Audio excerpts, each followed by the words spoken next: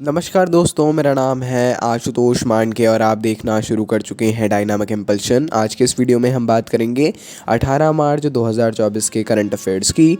और अब जब आपने वीडियो के थंबनेल पर क्लिक करते हुए वीडियो देखने की शुरुआत करी दी है तो अंत तक ही जुड़े रहिएगा हमारे साथ, क्योंकि आप सभी लोग जानते हैं कि ज्ञान को कभी भी अधूरा नहीं छोड़ना चाहिए।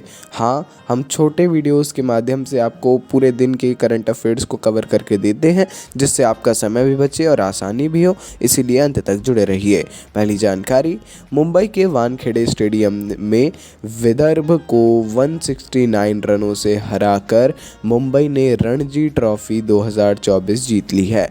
जी हाँ, रणजी की एक जानकारी हमने दी थी जब प्रारंभ हुआ था। विदर्भ, जिसने पिछले 2 रणजी ट्रॉफी फाइनल जीते थे, इस बार अपनी सफलता को दोहरा नहीं सका और इस बार फाइनल में तो पहुंचा, परंतु मुंबई ने इसमें जीत दर्ज की है। यह उनका 42वां रणजी ट्रॉफी खिताब था और जो भारतीय घरेलू क्रिकेट में उनके प्रभुत्व को दर्शाता है। आखिरी बार 2015-16 के सीज़न में खिताब जीतने के बाद मुंबई ने चैंपियनशिप जीतकर अपने 8 साल के सूखे को समाप्त किया। सूखे से अर्थ है यहाँ पर वो नहीं जीत पा रहे थे, है ना, ये शब्दावली है। आगे बढ़ते हैं। केंद्रीय मत्स्य पालन, पशुपालन और डेयरी मंत्री श्री पुरुषोत्तम, यहाँ पुरुषोत्तम होना चाहिए, पुरुषोत्तम रूपाला जी ने गुजरात के राजकोट में इंजीनियरिंग एसोसिएशन में सागर परिक्रमा नामक एक पुस्तक और वीडियो जारी किया है। पुस्तक का उद्देश्य सागर परिक्रमा यात्रा का विवरण देना है, जिसमें समुद्री मार्ग, सांस्कृतिक और भौगोलिक अन्वेषण और यात्रा के सभी 12 चरणों के उल्लेखनीय प्रभावों जैसे विविध तत्वों को शामिल किया है। सागर परिक्रमा, ज़रूर इसके बारे में थोड़ी जानकारी लेना चाहिए, है ना।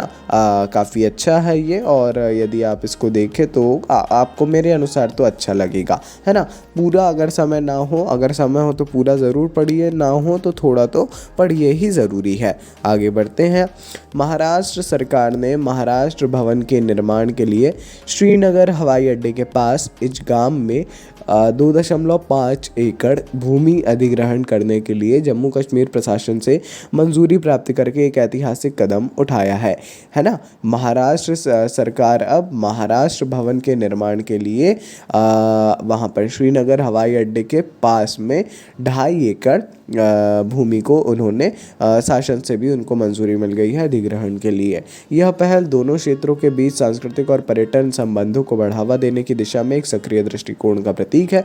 जम्मू और कश्मीर सरकार ने इस महत्वाकांक्षी परियोजना को साकार करने के लिए 8.16 करोड़ रुपए की लागत से महाराष्ट्र को भूमि हस्तांतरण को मंजूरी दे दी है। काफ़ी ज़रूरी जानकारी। आगे बढ़ते हैं।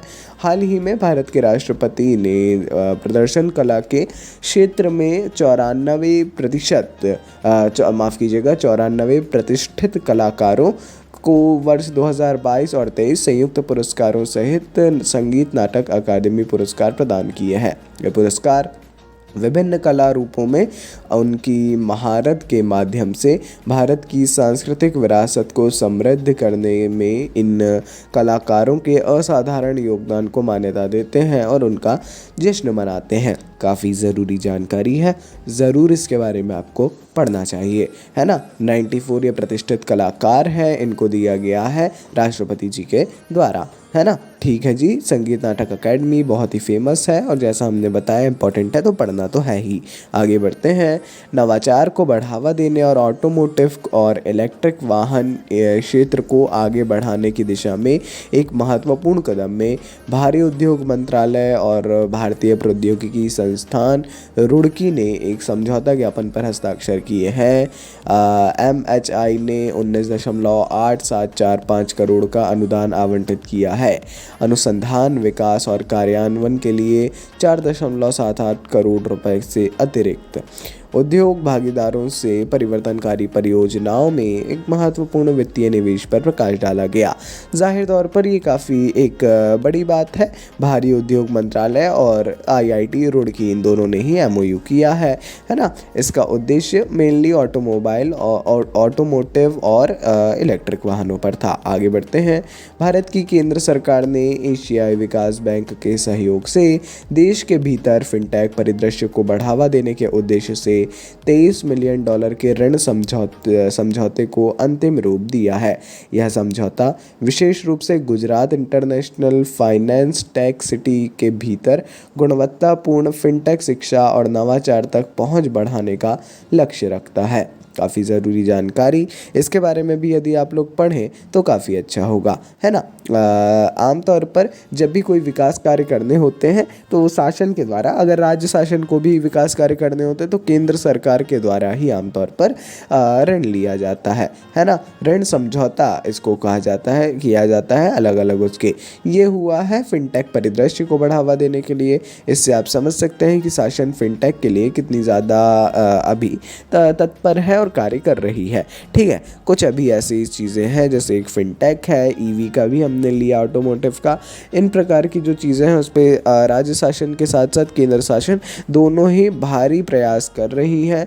और कहीं ना कहीं अगर आप दूसरे वेज से भी देखें तो ये एक इम्पॉर्टेंट रोल प्ले करेगा हमारी इकोनॉमी में। जब भी आप कोई भी स्टडी करते हैं तो अपने को सबसे ज़्यादा ज़रूरी कौन सी चीज़ ध्यान रखना है, वो है कि हम कितना ज़्यादा उस प्रकार से कर सक रहे हैं अपने इन चीज़ों को, कितना ज़्यादा फैक्चुअल चीज़ें जान पा रहे हो, कितना डीप में जा पा रहे हैं। बाकी ऑल द बेस्ट आप सभी को। ये थी आज के इस वीडियो की अंतिम जानकारी। कोई भी कन्फ्यूज़न हो तो कमेंट सेक्शन में पूछ सकते हैं।